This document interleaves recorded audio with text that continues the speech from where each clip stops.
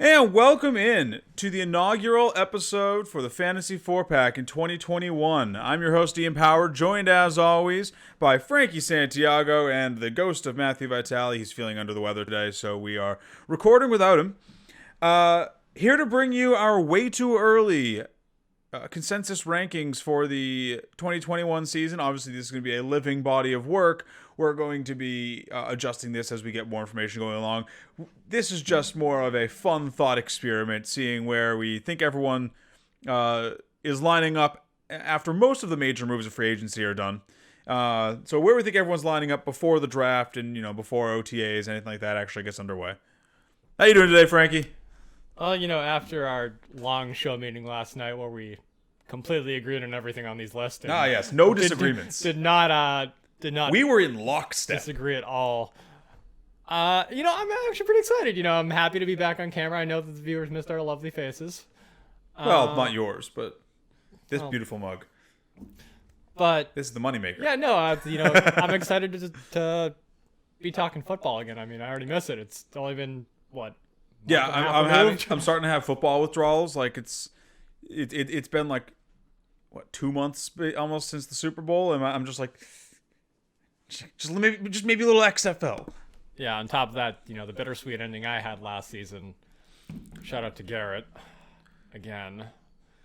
You don't have to keep. You're not contractually obligated to keep. Congratulating. No, Garrett. I have to because it was a very 2020 thing, and.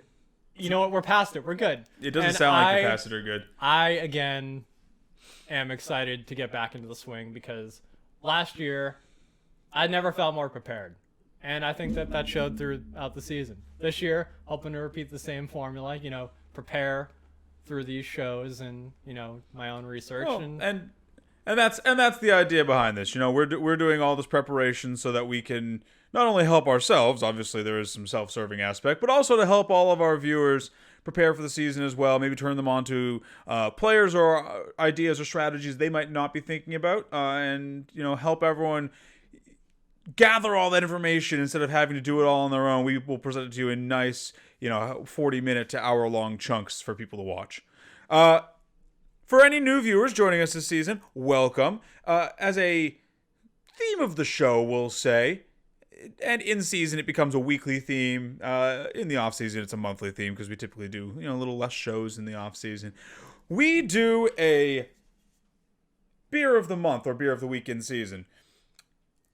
Memeing a little bit with this, but to start off the show and to really to get into the show spirit, I picked some delicious champagne for us to drink today. Miller High Life, the champagne of beers, to celebrate the start of the 2021 podcasting season for us, and to just do some post celebration for all of the awesome free agent moves that have been made. I know as a Patriots fan, I am just over the moon with what's been done so far. If we can just find a quarterback, I'll be like, yes.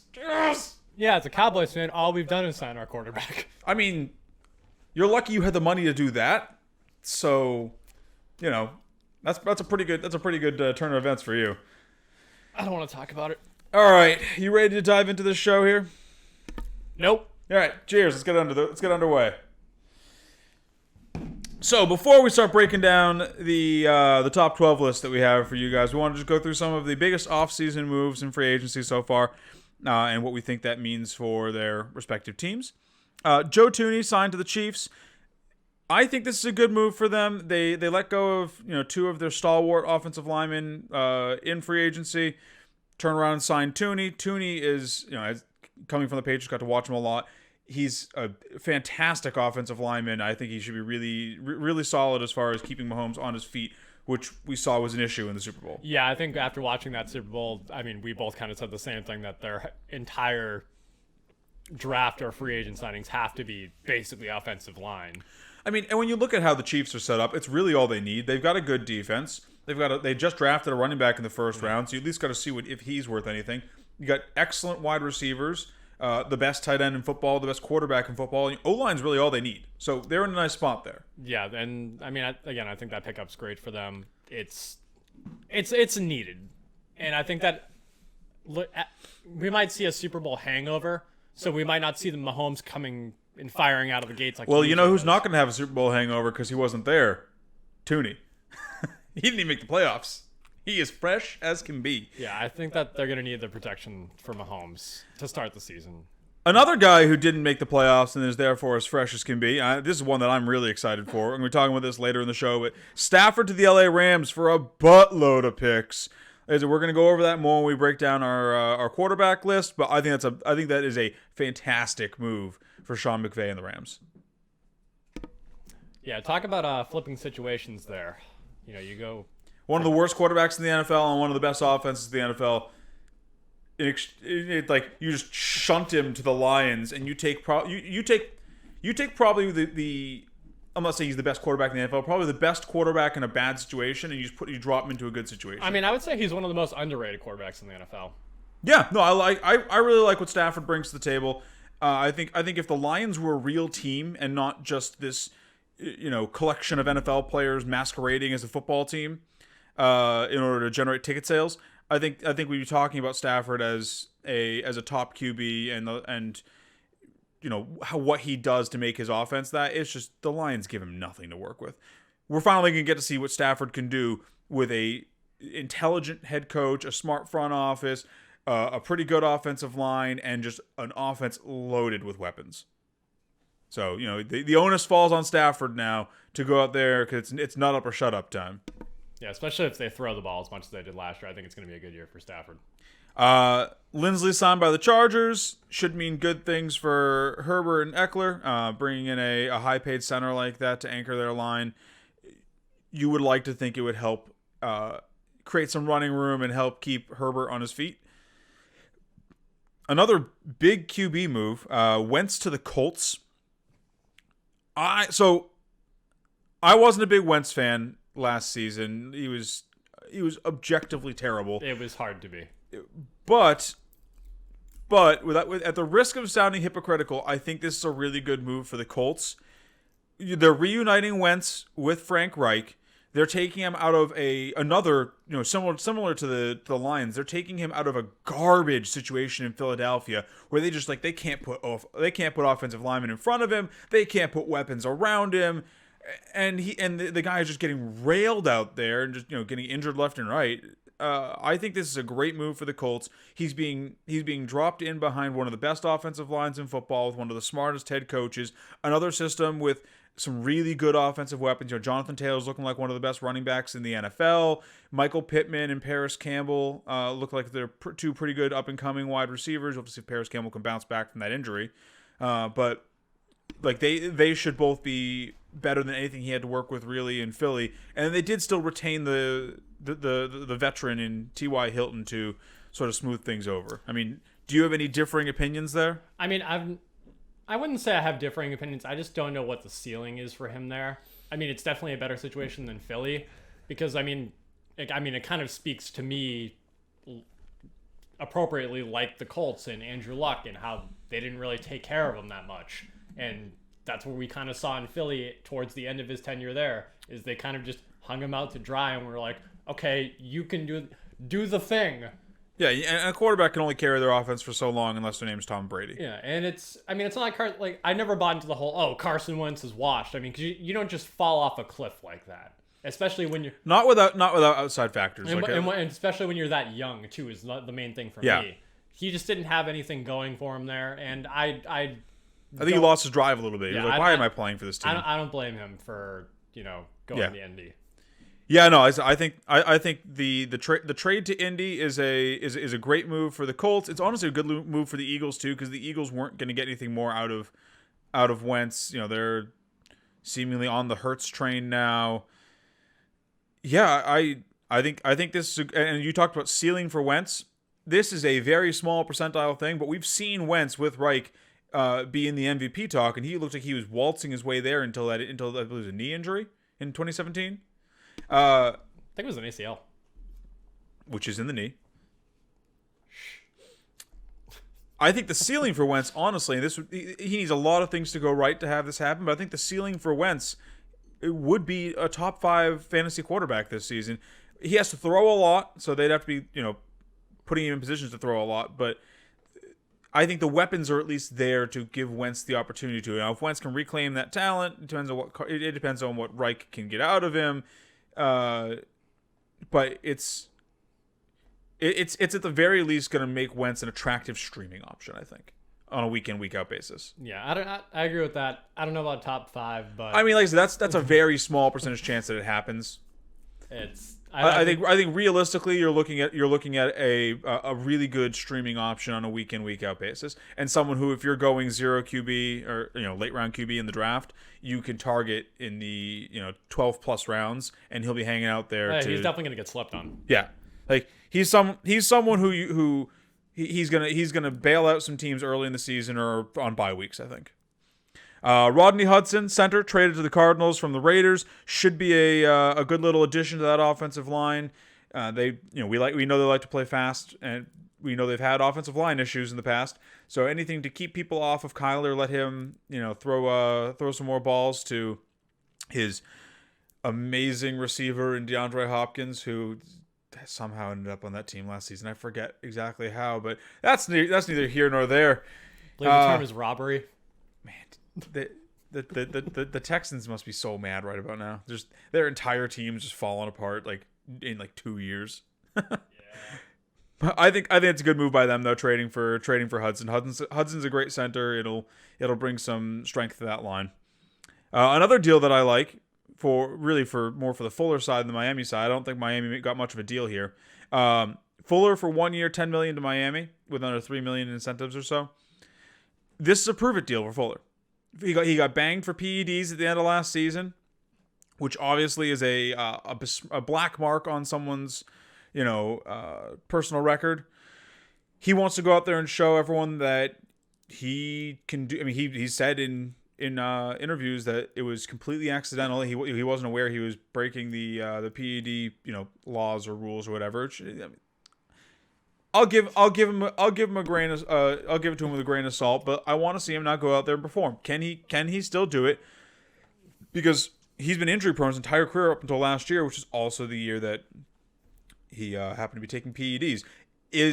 Now that he's going to be under scrutiny and be off the juice, is he going to go back to being injury prone? It could be good for Miami for the 1 year they have him.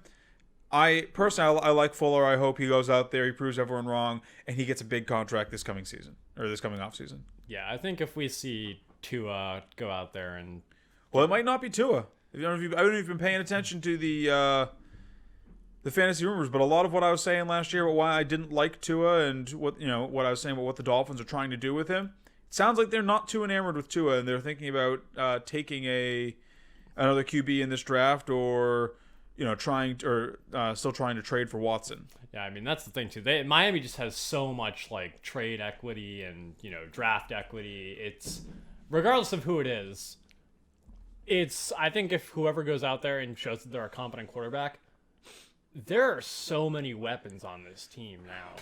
I mean, so honestly, I wouldn't be surprised if they trade for Deshaun Watson. With everything they've been building on that team, they went out and got Fuller. Makes Watson a little more comfortable if they bring him in.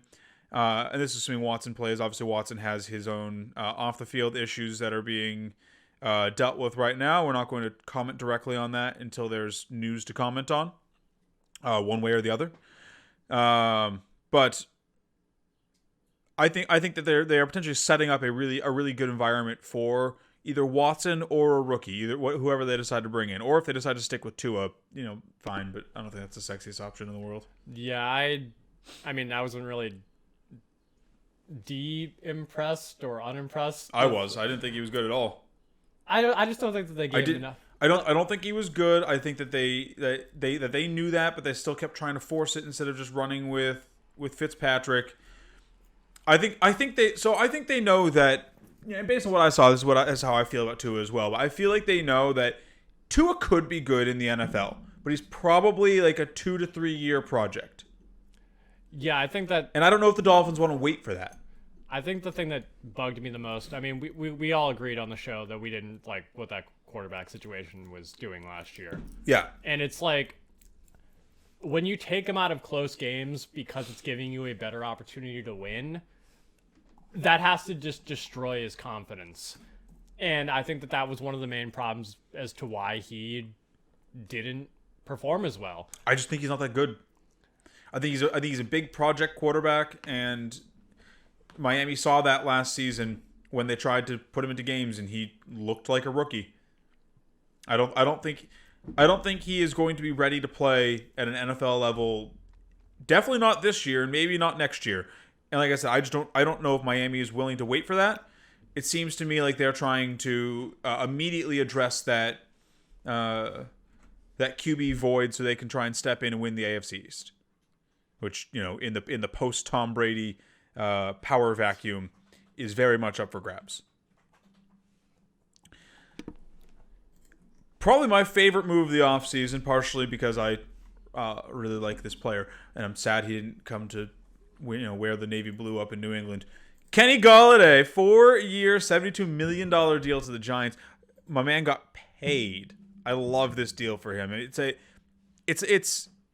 not like a record-setting deal for the wide receiver position, but it's a pretty good deal. It's a strong commitment from the Giants to Kenny Golladay. He gets to go into a system that really needs a wide receiver one, and he gets to go in there and just dominate. He's going to be joining I think a really strong up and coming team, a team that I wouldn't be surprised they're competing with the Cowboys for the division this year. Joins an up and coming team, getting a newly healthy Saquon, a 3rd-year Danny Dimes, and he's going to lead that receiver core. I'm excited for what he can do. I think the biggest thing he brings to this team that they desperately need is Golladay is one of the best jump ball receivers in the league, and will say, with being as kind as I can, that Danny likes to throw into tight windows. I think this is a match made in heaven because he's going to save quite a few picks from becoming picks in this offense if he keeps doing what he was doing in Detroit. Yeah, I think that, I mean, again, going back to last year, I like this offense a lot, and this was before Kenny Golladay.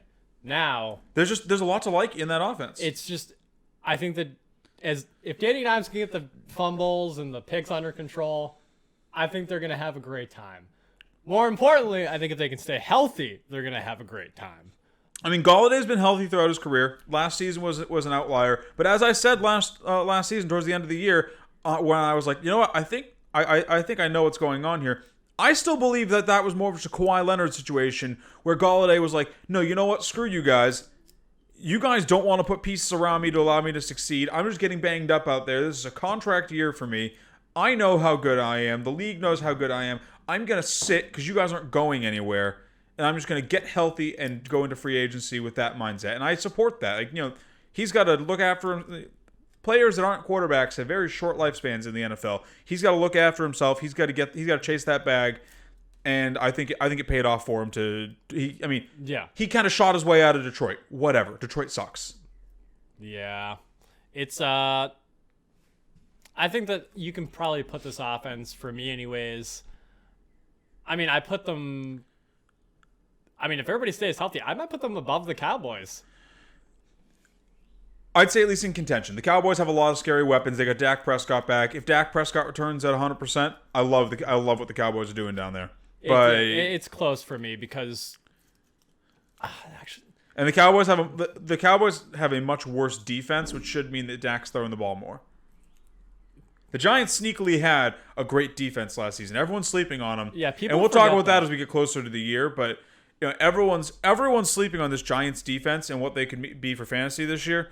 I think that this team across the board is putting forth a very strong foot to be a contender in actual NFL, as well as providing a lot of really juicy fantasy pieces for fantasy managers going into the 2021 season. Yeah, I think it's going to be just, players are going to get slept on because they're on the Giants. Other than Saquon, obviously, and maybe Golladay, because, those are just names. Yeah.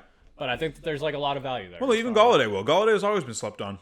I think he didn't go. It wasn't Golladay to the Packers, So it's like he didn't go to some of the people regard as this, amazing quarterback that's instantly going to boost his value. He went to the Giants. Yeah, I think that there's a lot of value to be had with that Giants team. Yes, yeah, absolutely. There's a lot of players who have a strong negative perception right now in the fantasy community, and if you're smart enough to separate which ones are actually bad from which ones just people think are bad, you can make out like a bandit there. On to one that is two that are near and dear to my heart. Jonnu Smith and Hunter Henry both came over to my New England Patriots, and I'm not gonna go, full pink hat homer and be like, I love this. It's the return of Rob Gronkowski and Aaron Hernandez, because it's not, or it might not be. I mean, I guess it could be. They're both very talented tight ends, but I'm not going to say that before I even see them take a snap. But what I will say is Jonnu Smith and Hunter Henry are both very talented tight ends who both got paid quite handsomely to come here. And Bill Belichick, if he knows anything, he knows offensive line, he knows special teams, he knows tight ends. He doesn't pay these guys unless he sees something in their makeup and how really likes what they're bringing to the table. I think that we still need to get a quarterback, but I think that Jonnu and Henry could both be in contention for top 7 tight ends this season. Because if you look at the Patriots' offseason moves, they're kind of telling you what they're going to do. We didn't sign any receivers to overshine these guys. We signed Nelson Aguilar and Kendrick Bourne. Like, they're going to be the Patriots 1 and 2. All they need is someone who can get them the ball.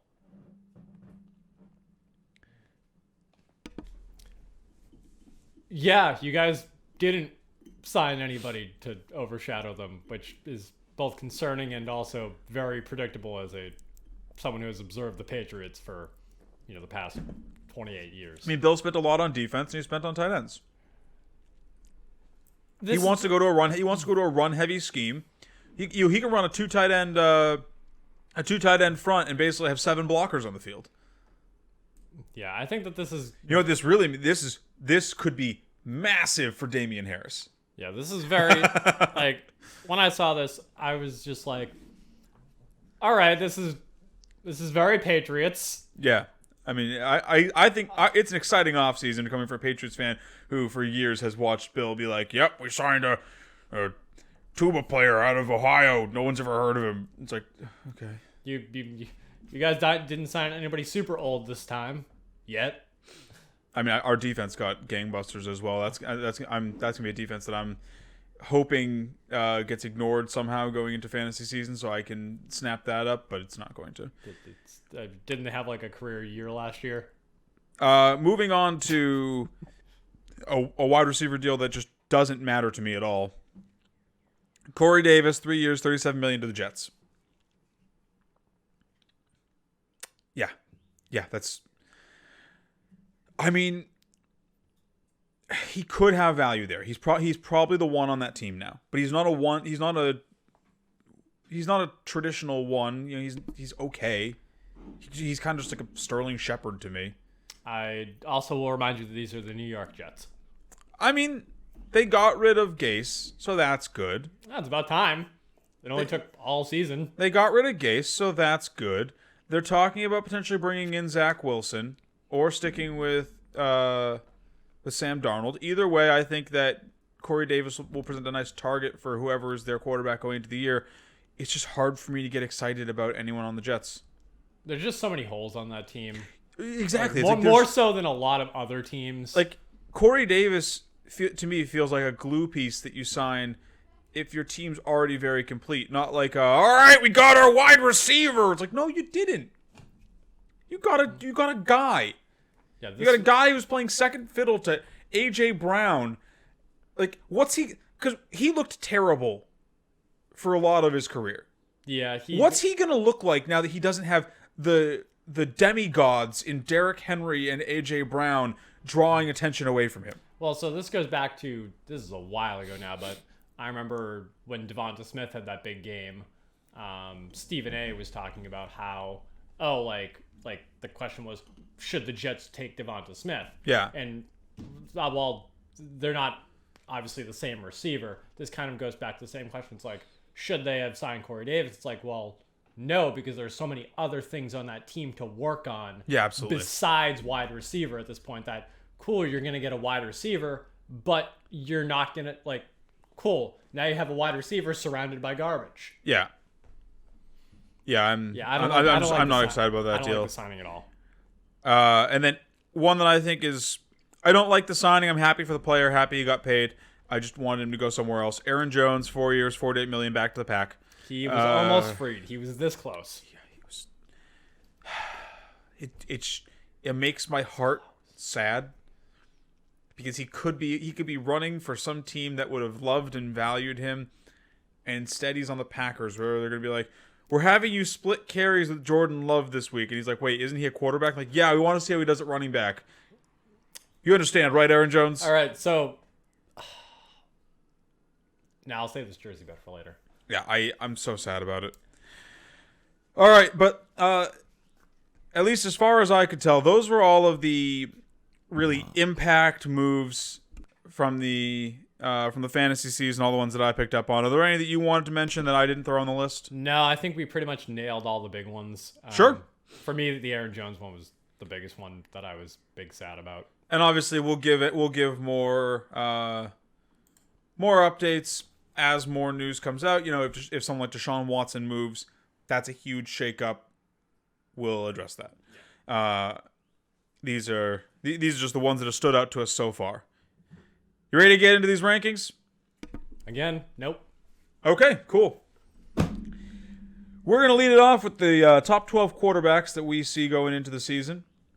You'll notice a trend with these lists. We had one unanimous selection for each list. For a QB, our unanimous selection for number 1 was Patrick Mahomes.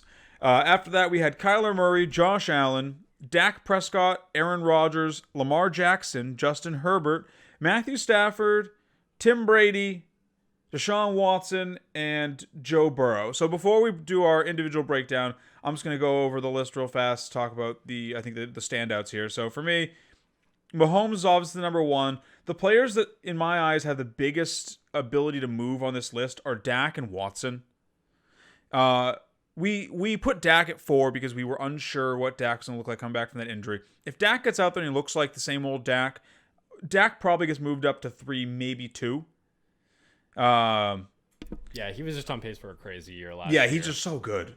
And like it just you have to see what he looks like coming back from an injury like that, but assuming Dak is good to go, I could see us moving Dak up to 2 without much issue. And then Deshaun Watson at 11 is purely a product of Deshaun Watson having absolutely nothing to work with. I mean, his team has been decimated. He has no running backs to work with. He has no tight ends. His receiving core is gone. Just everything has been they fire sold that team for the most part. They just let everyone walk. If he gets moved, especially if he moves to a team like the Dolphins or maybe the 49ers, he's moving up my list very quick. Bears moving up my list. But if he doesn't move, I think 11 is fair, maybe even a little generous. I agree with all things that have been said. All right, do you want to break down your standout, or do you want me to break down mine first? I'll go first because I think that sure. this I'll tip my cap to you. This You're was up. Lead us off, Frankie. Well, we'll call this a point of debate during our show meeting. We were kind of.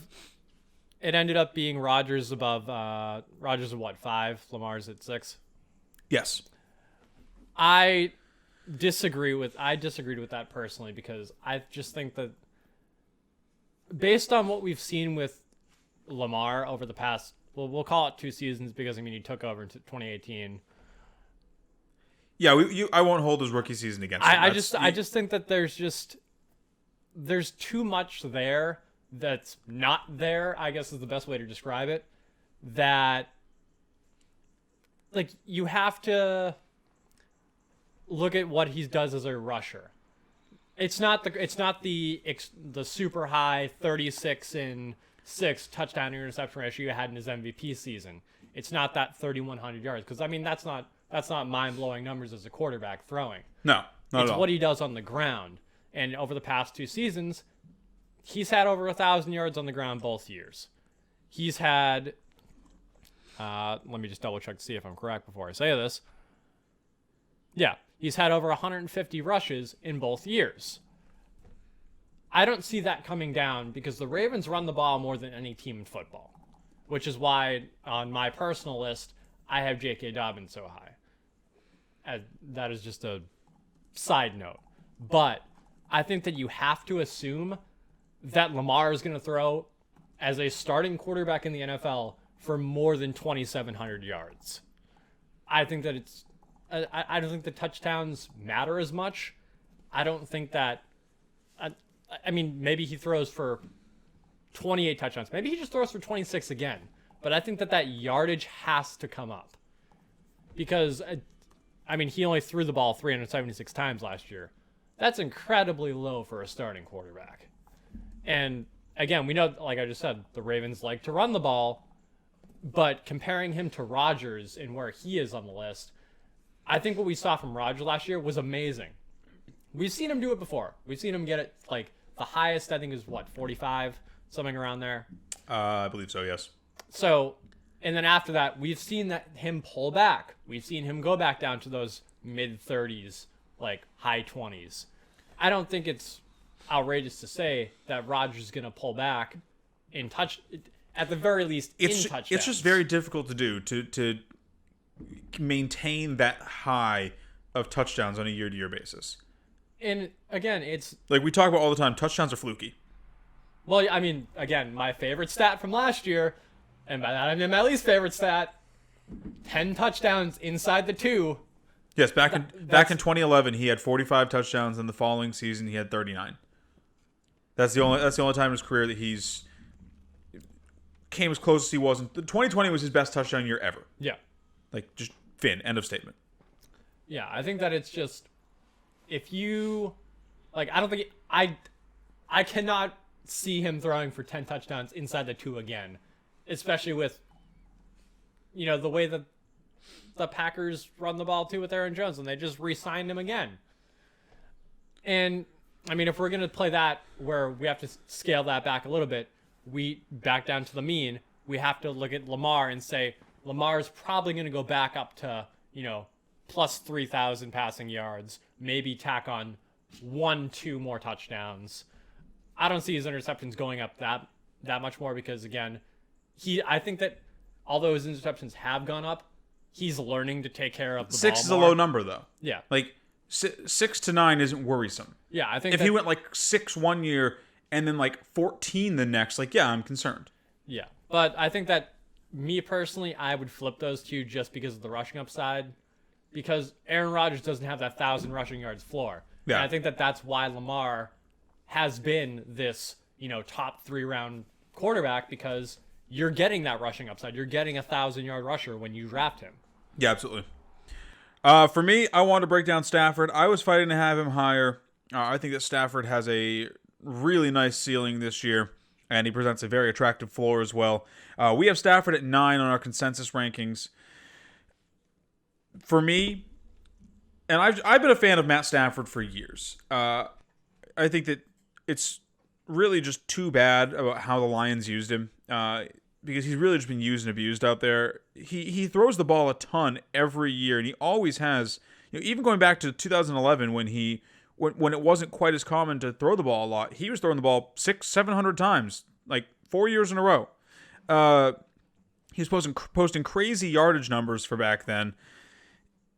And admittedly, that was the Megatron years, but he's been on just this putrid offense for so long that I think people forget how good of a quarterback Matthew Stafford is. I mean, the Rams gave up a bucket of picks for this guy. They don't give that up if he's like, well, I guess he's better than Jared Goff, but you know, it's close. Like, no, he is head and shoulders better than Jared Goff. He is someone who the Rams believe could be the piece that gets them a Lombardi. You don't give up that many picks and that quality of picks for a guy who's an Alex Smith, who's a game. Nothing against Alex Smith, I love the guy, but nothing against a guy who's an Alex Smith, who's a game manager. He is being brought in to carry that franchise to a championship.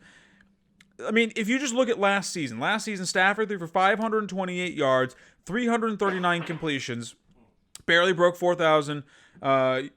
328 attempts, 339 completions, barely broke 4,000 yards, and 26 touchdowns. With the Lions, whose best receiver for most of the season was Marvin Jones. Hey, don't sleep on Marvin Jones. He was throwing the ball to guys named Marvin Jones and Quintez Cephas. They had no one on that team because Kenny Golladay took he took a red shirt year basically. He's like, yeah, I'm gonna sit this one out, guys. You guys go ahead and play without me.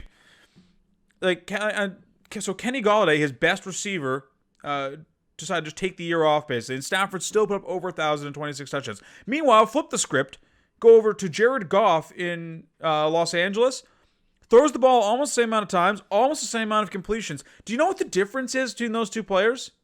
One of them was throwing to Cooper Kupp and Robert Woods, and he had Cam Akers behind the line and Darrell Henderson behind the line, and he had Tyler Higbee and Gerald Everett to throw to at tight end. Oh, and did I mention that he has the third best offensive line in football? I mean, there were plays last year where it didn't look like they ran defenders at Jared Goff because his offensive line was just holding them back so well. And don't even mention the defense. Yeah, like Jared Goff had all of the shiny toys to work. I mean, Cooper Kupp and Robert Woods are two of the best receivers in football.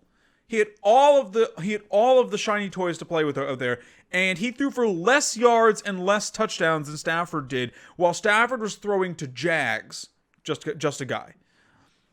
Like, he was throwing to a bunch of replacement level players, and he scored better than Goff. Now you're dropping Stafford into an offense like the Rams that loves to sling the rock.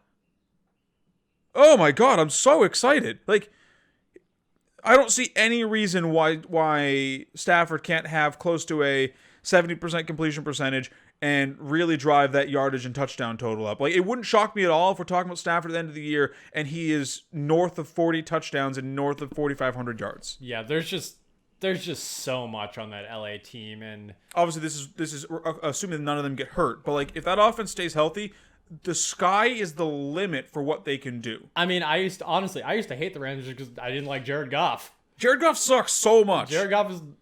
Are the Lions actually? Quick sidebar: are the Lions the worst team in football now? I mean, what do you mean now? Oh, the Eagles were around, and the Jets. I would have still. I mean, nobody wants to play in Detroit. Anyways, I think that it's like there are just so many things going right in LA on the offensive side of the ball and the defensive side of the ball.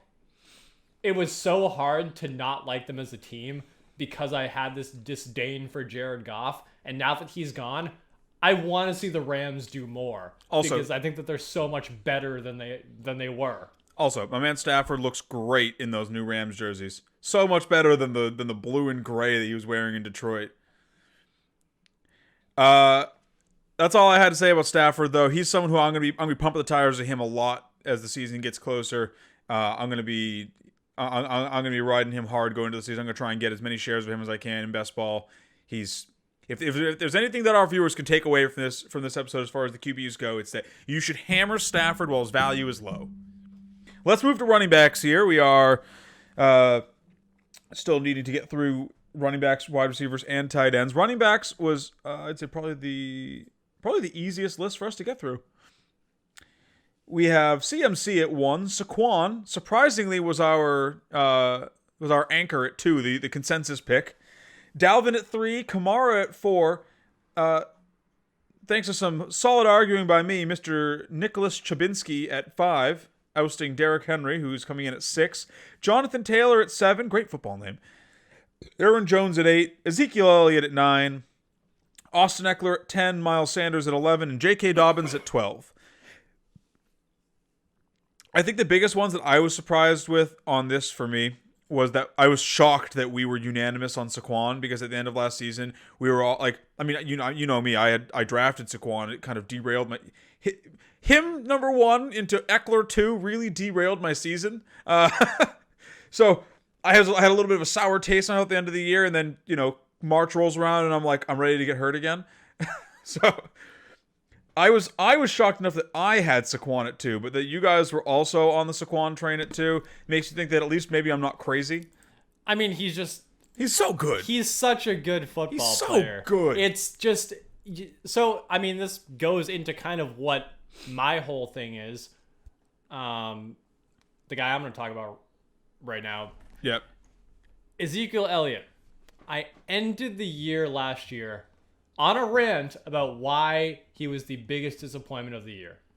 And everything I say before I start to go off on my tangent, everything I say last year stands. Yeah. He was a tremendous disappointment.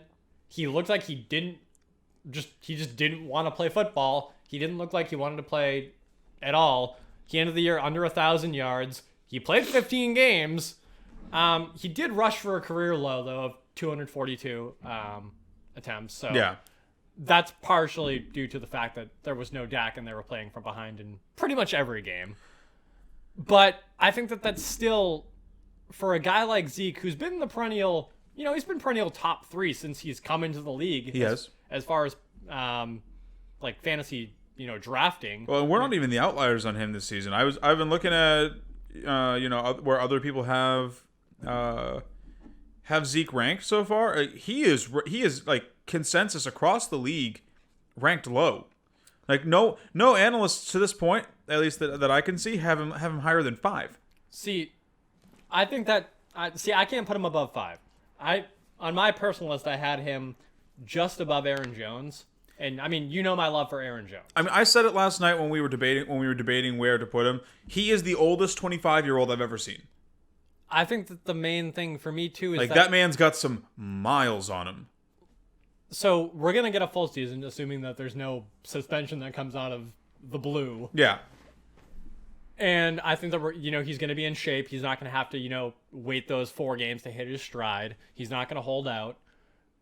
I think that based on Dak coming back and what we know Dak's going to be able to do, whether or not he does that and whether we see the Dak that was thrown on pace for 7,000 yards or we see just normal Dak, I think that it's almost impossible to have Zeke slotted out for under 1,000 yards. Yeah. I just don't see that happening again. I'm probably looking at 1,200 yards. So I'll say this.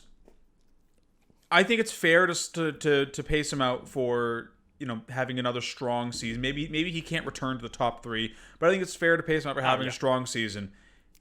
If he doesn't, it's over. Yeah, I think that it's if he has another bad season to back up his bad season last year, it's not he'll bounce back next year. It's like no, he's going the way of the aging running back. He's done. Yeah, the cake is cooked at that point. Yes. Where it's gonna be, he may even slip into the second round. Oh, he might slip in the second round this year. With how good wide receivers were last year, I don't expect the first round to be as running back heavy as it was last year. That's something that would shock me if it was.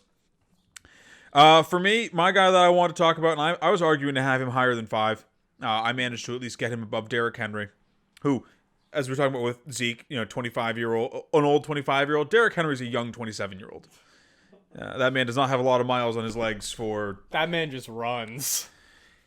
I want him to just be good again, but everything says this should be a down year for Henry. But I want him to be good again. But I'm not here to talk about Henry. I'm here to talk about Nicholas Chubb of the Cleveland Browns. I'm wearing his jersey right now.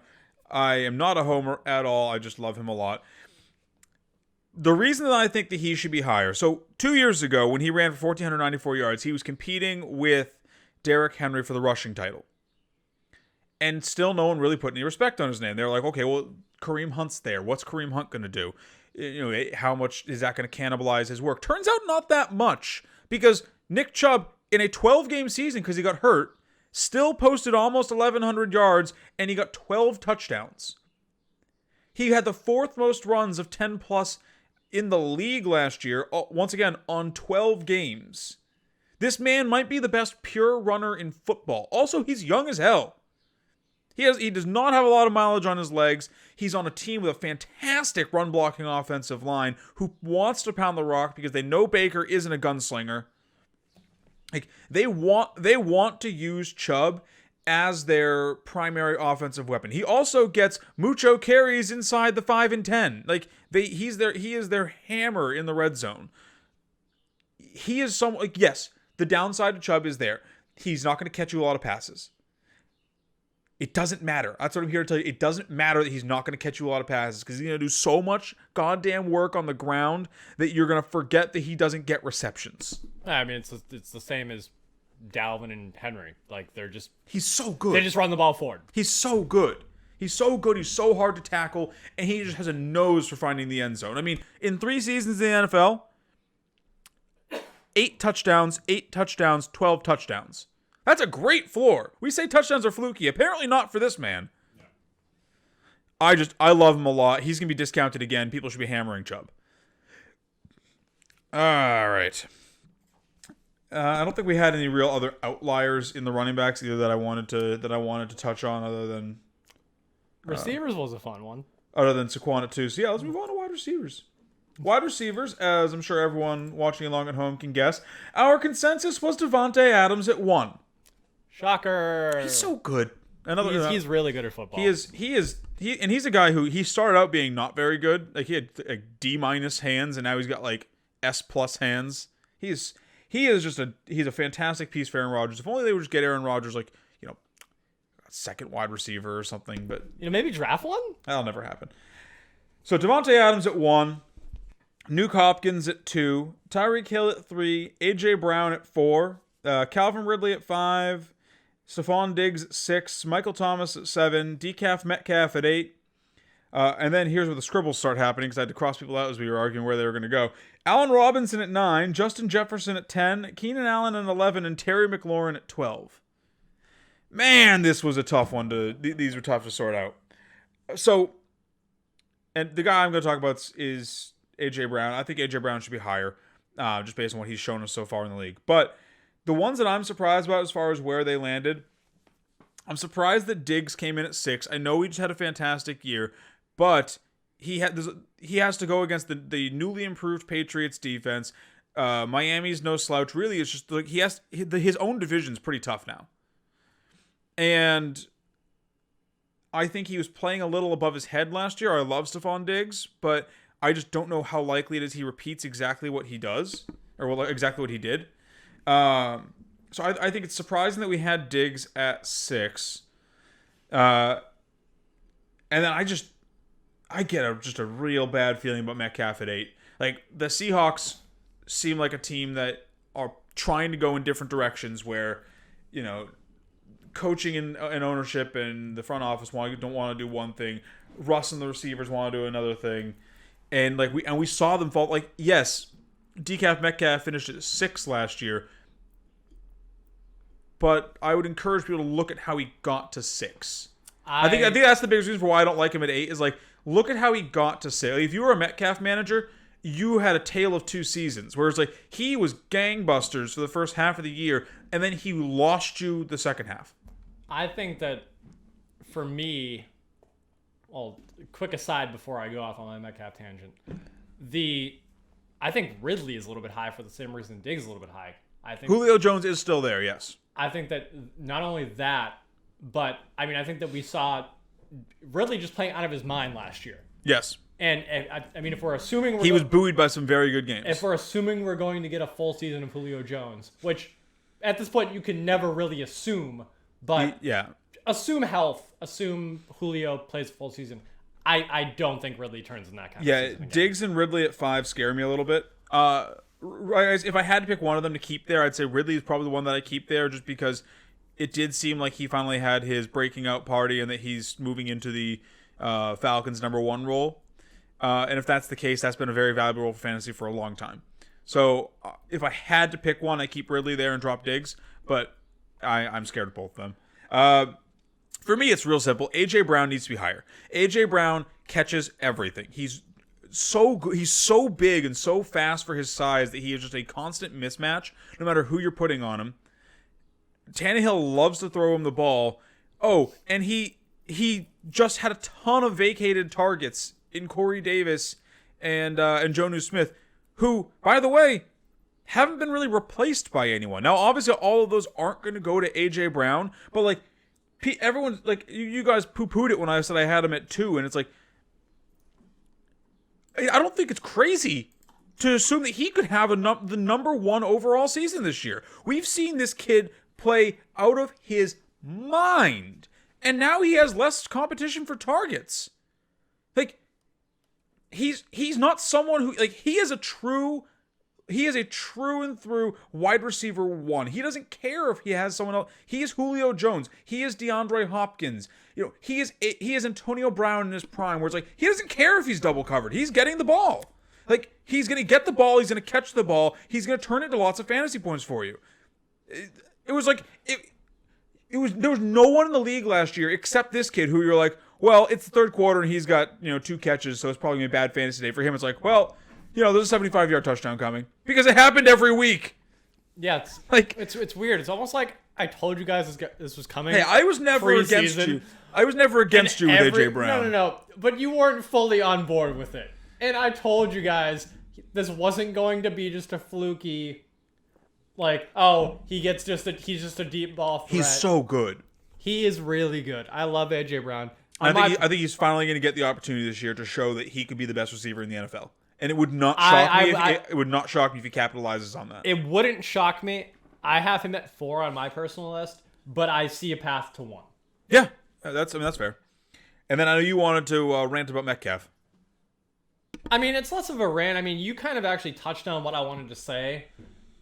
I do have a little bit of a worry. I do have him just behind AJ Brown. I mean, I think Metcalf's still going to be good. It just worries me how he's going to get to his points. Well, see, and that's what I was going to get to is, I think that if Russ and the receivers can get on the same page as the front office and Pete Carroll, I think that they're going to have a good time.